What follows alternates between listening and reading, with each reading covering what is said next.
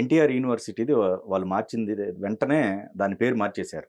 అట్లానే వైజాగ్ బీచ్‌లో ఏది అబ్దుల్ కలాం పేరుది వైఎస్ఆర్ వ్యూ పాయింట్ అనేది కూడా ఇప్పుడు ఆ పేర్లు కూడా మార్చారు. ఇక స్టార్ట్ అయింది అనుకోవాలా? ఇక్కడ ఒక ఉన్మాదపు చర్య అనుకోవాలి దీన్ని. ఎట్లా అంటే కల్లూరి చంద్రమౌళి గారు ఫ్రీడమ్ ఫైటర్. మెడ్రాస్ రాష్ట్రంలో మంత్రిగా పనిచేశారు ఆయన. గుంటూరు జిల్లాకు సంబంధించిన అంటే వెటరన్ పాలిటీషియన్స్‌లో పూర్వకాలంలోనే మంత్రులుగా పనిచేసిన వాళ్ళ జ్ఞాపకార్థం చెల్లూరుపేటలో కూరగాయల మార్కెట్‌కి కల్లూరి చంద్రమౌళి కూరగాయల మార్కెట్ అని ఉంది.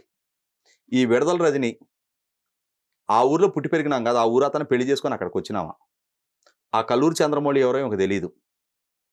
మెహర్బానీ కోసం అని చెప్పని దానికి వైఎస్ఆర్ కూరగాయల మార్కెట్ అని పెట్టింది. వైఎస్ఆర్కి ఇంకెక్కడ పేర్లు లేవా? గుంటూరు జిల్లాలో ఒక స్వాతంత్ర సమరయోధుడు, మాజీ మంత్రి అటువంటి వాళ్ళ జ్ఞాపకార్థం పెట్టిన పేర్లు తీసేసి రాజశేఖర రెడ్డి పేర్లు ఇంకెక్కడ లేవా? దానికి కూడా ఈ పేర్లే పెట్టాలా? ఎన్టీ రామారావు గారు ఆయన ఏర్పాటు చేసిన వైద్య విశ్వవిద్యాలయం, దేశంలోనే మొట్టమొదట హెల్త్ యూనివర్సిటీ అది. డెడికేటెడ్ హెల్త్ ఎడ్యుకేషన్ కోసం ఏర్పాటు చేయబడ్డ మొట్టమొదట హెల్త్ యూనివర్సిటీ అది. ఆయన చనిపోయిన సందర్భంగా ఆయన జ్ఞాపకార్థం 1998లో పెట్టిన పేరు అది.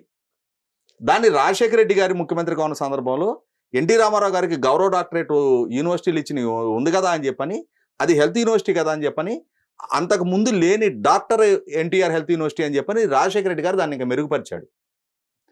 కక్కిన కూటికి కక్కుర్తి పడుతుంది తప్ప రాజశేఖర రెడ్డి గారి పేరు పెట్టడానికి ఇంకెక్కడేం లేవు. ఆ సంస్థలు పెట్టలేవా ఇప్పుడు పేర్లు? దానికి రామారావు గారి పేరు తీసి రాజశేఖర రెడ్డి గారి పేరు పెట్టాలా? ఇప్పుడు పీకేస్తారు. ఎవరు పరుగు పోద్ది?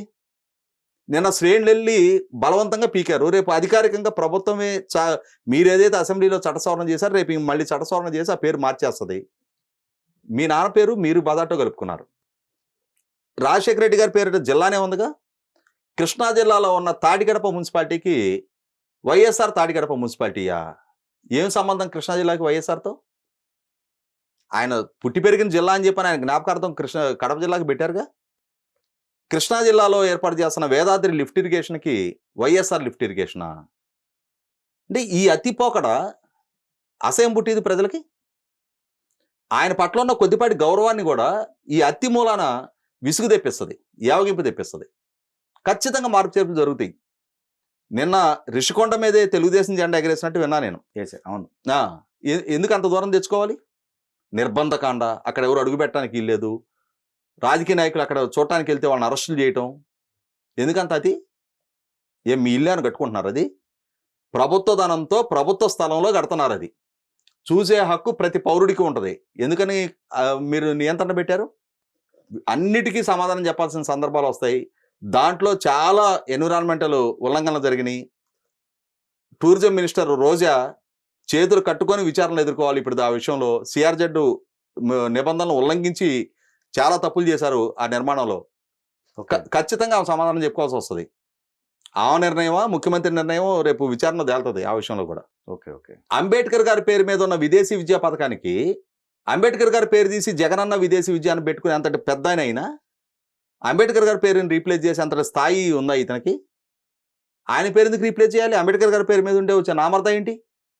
గత ప్రభుత్వం అంబేద్కర్ గారి పేరు ఎన్టీ రామారావు గారి పేరు చంద్రబాబు నాయుడు గారి పేరు పెట్టుకోలేదుగా. ప్రపంచ స్థాయి మేధావుగా, రాజ్యాంగాన్ని అందించిన మేధావుగా ఆయన్ని గుర్తించి గౌరవించి అంబేద్కర్ గారి పేరిట ఒక పథకానికి పేరు పెట్టారు. అది కూడా ఓర్చుకోలేరా? అది తీసి జగనన్న విదేశీ విద్య అని పెట్టుకుంటావా?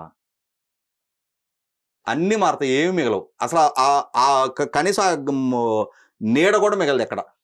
ఎందుకు ఉంచుతారు? నువ్వే మార్గం చూపించావు కదా. మీ ద్వారా పెట్టిన పథకాలకి పేర్లు పెట్టుకుంటే ఆహ్వానిస్తారు. మీరు కట్టిన నిర్మాణాలకి మీ జ్ఞాపకంగా ఏదైనా రంగేసుకుంటే ఆహ్వానిస్తారు.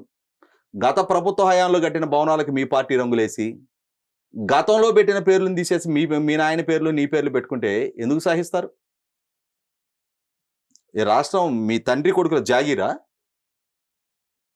మీ తండ్రికి ముందు ఈ రాష్ట్రం ఉంది, నీ తర్వాత ఈ రాష్ట్రం ఉంటుంది.